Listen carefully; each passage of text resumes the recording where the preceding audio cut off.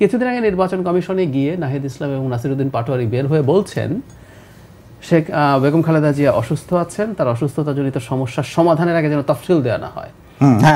মানে বেগম খালেদা জিয়া তো আমাদের জানা মতে বিএনপি চেয়ারপারসন, মানে যদি সমস্যা হয় বিএনপির হবে এবং বিএনপি বলবে, কিন্তু বলছে কি এনসিপি।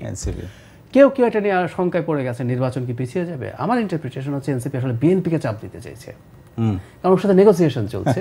সুতরাং এই যে দেখো আমি কিন্তু তফসিল নিয়ে তারা খালেদা জিয়ার আসনে প্রার্থী দিচ্ছে, আবার খালেদা জিয়াকে নিয়ে এটা বলছে যে তার অসুস্থতার জন্য তফসিল পেছানো দরকার।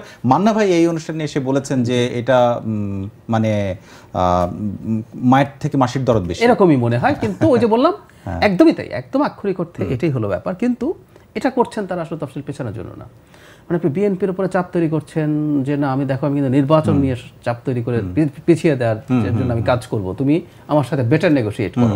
এগুলো প্রত্যেকটা কিন্তু গণতান্ত্রিক যে পেরিমিটার আছে আমি মনে করি তার মধ্যেই। তো এনারাও সেই চেষ্টা করবেন, এনসিপিকে কাছে রাখতে আসলে বিএনপি জামাত উভয়ই চেষ্টা করবে।